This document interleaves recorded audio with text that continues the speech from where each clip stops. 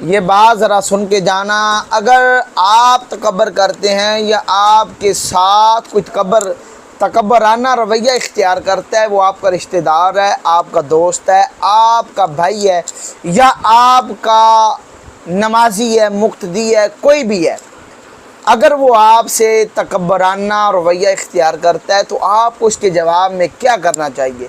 یہاں پہ میں آپ کو بات ایک بتاؤں گا، آپ نے اس کو اپنے ذہن کے اندر رکھ لینا ہے۔ یہ واقعہ میں جو آپ کو سنانے جا رہا ہوں یہ ہے سلطان محمود غزنوی کا۔ آپ کو صرف اور صرف اپنی اوقات جو ہے وہ ہمیشہ یاد رکھنی چاہیے کہ میں کیا تھا۔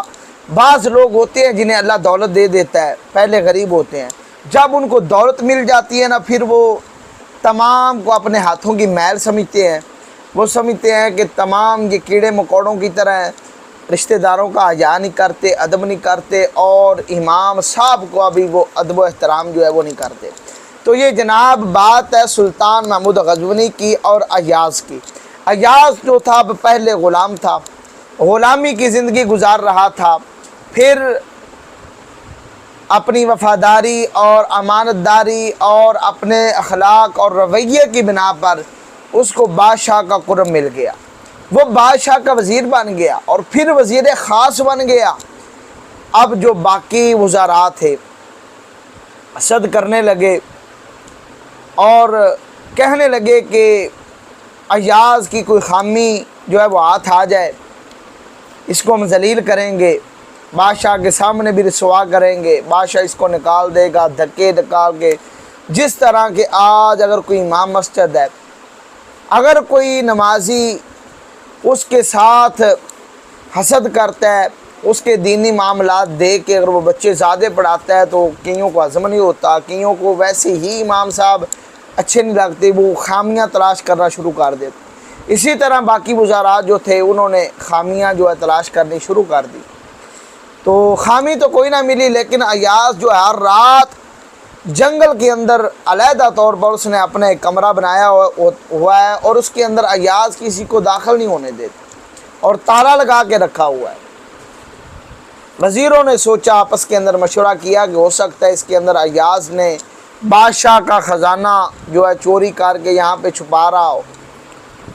تو انہوں نے آپس کے اندر جو مشورہ کیا اور تہمت لگا دی ایاز پر، اور بادشاہ کو آ کے بتا دیا کہ تمہارا جس کو تو نے وزیر خاص بنایا ہوا ہے نا ایاز، اس نے تو اپنا علیحدہ کمرہ بنایا ہوا ہے اور وہاں پر جا کے یہ تمہارا دولت مال و زر جو ہے وہاں پہ اکٹھا کر رہا ہوتا ہے، اکڑ دکڑ کر کے وہاں سے مال لے جاتا ہے اور وہاں پہ ہر روز کا یہ اس کا معمول ہے، اور کسی کو پھر بادشاہ سلامت اندر بھی نہیں جانے دیتا۔ ایسی باتیں کی تو بادشاہ سلامت نے ایک وزیر کی ڈیوٹی لگائی کہ جا کے ایاز کے اس کمرے کا تالا توڑ دو اور دیکھ کے آؤ کہ اس کے اندر کیا ہے۔ بندے گئے، وزیر گیا، جا کے تالا توڑا، اندر دیکھا، اندر کوئی مال و زر نہیں تھا، اندر صرف ایک پرانا بوسیدہ پھٹا ہوا لباس تھا اور ایک ٹوٹا ہوا جوتا تھا۔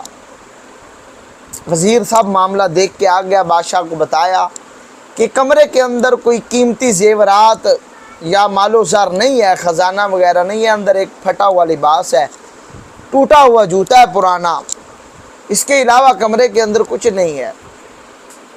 محمود غزنوی بادشاہ نے، سلطان نے ایاز کو بلایا اور پوچھا، ایاز کیا وجہ ہے؟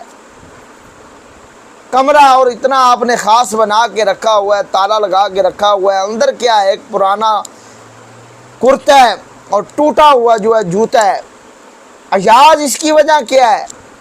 ایاز کی آنکھوں سے آنسو آ گئے۔ ایاز کہنے لگا کہ سلطان معظم، بادشاہ سلامت،